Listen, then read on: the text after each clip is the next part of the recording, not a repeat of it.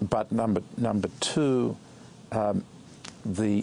those in the Arab world who want to resolve the conflict with Israel have necessarily been seriously weakened by this conflict, this crisis in Gaza. There's a great deal of anger in the Arab street and in the Muslim world.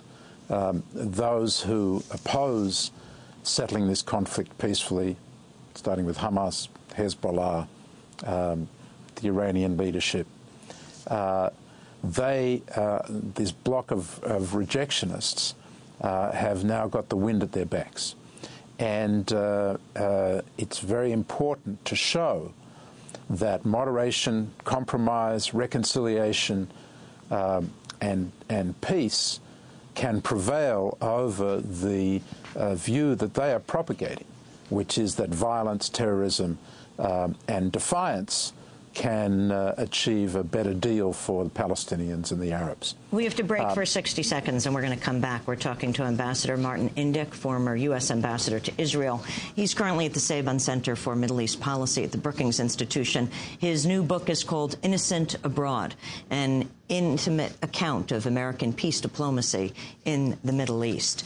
Norman Finkelstein also with us. His latest piece is called Foiling Another Palestinian Peace Offensive Behind the Latest Bloodbath in Gaza. This is Democracy Now! We'll be back in a minute.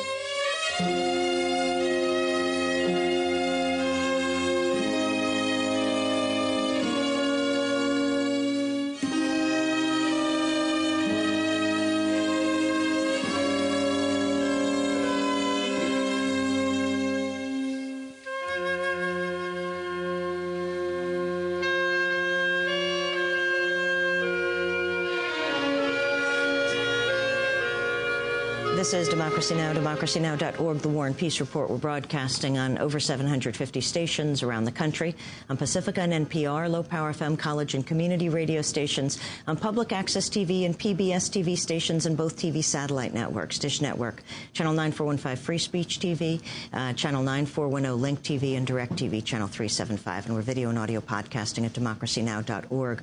Our guests are Ambassador Martin Indyk, his new book, Innocent Abroad. Martin Indyk is currently head of the Saban Center at the Brookings Institution, and Norman Finkelstein. Norman Finkelstein is author of several books, including The Holocaust Industry, An Image and Reality of the Israel-Palestine Conflict. I'm Amy Goodman with Juan Gonzalez. Juan? Well, Ambassador Indyk, I'd like to ask you about the timing of this Israeli offensive. Clearly, it's in the waning days of the Bush administration and before President-elect Obama is inaugurated as president. Your sense of whether the timing had something to do with the reality that the U.S. response in many ways would be muted, or at least in transition as the administration is in transition? Well, I think it's important to understand that the ceasefire was basically had come to an end. It was a 6-month ceasefire.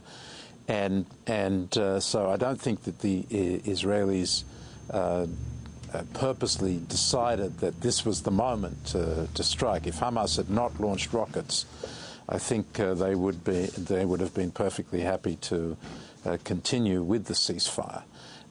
But once that rocket barrage came down, I do think that Ehud Barak, the Israeli defense minister, who is really the strategist of this whole operation, and is a man who I worked with very closely when I was ambassador in Israel. He was Israeli prime minister at the time, and we were trying at the end of the Clinton administration to get a full comprehensive peace in Clinton's last year and Barack's first year in office as prime minister.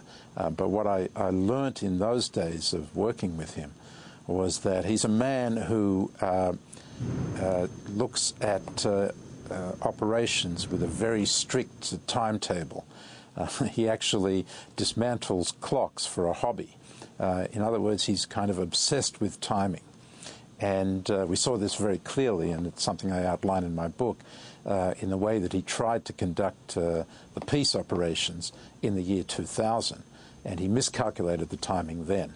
Now he faces two dates. The first one is the one that you referred to, January 20th, when a new president comes into office here in Washington, and a president, George W. Bush, who's been very supportive of Israel and essentially, for most of the time in office, given Israel a blank check when it comes to dealing with Hamas, which he sees as a terrorist organization, and this is part of the war on terror. So yes, I think that Barack probably calculated that he needed to get this operation over on Bush's watch and have it finished before Barack Obama came into office. There is another date that I think probably was even more important in his own mind, and that is the date of February 10th, in which he, along with Israel's other politicians, will have to face the Israeli electorate in a general election unless those elections are postponed, and that doesn't look likely. And for that reason as well, he needs the operation over. If instead the Israeli army goes in and takes control of Gaza City and Jabalia refugee camp and Rafah City in the south of Gaza, and suddenly, the Israeli electorate on February 10th see that Israel is now back in occupation of Gaza, which they left because they didn't want to stay in occupation there. They left unilaterally several years ago. And the Israeli soldiers are dying, and the whole world is condemning Israel, and there's a crisis in U.S.-Israel relations with the new president. They will not reward Ehud Barak at all. So that's why I think you see already today much greater interest on his part and the part of the government of Israel in working out a ceasefire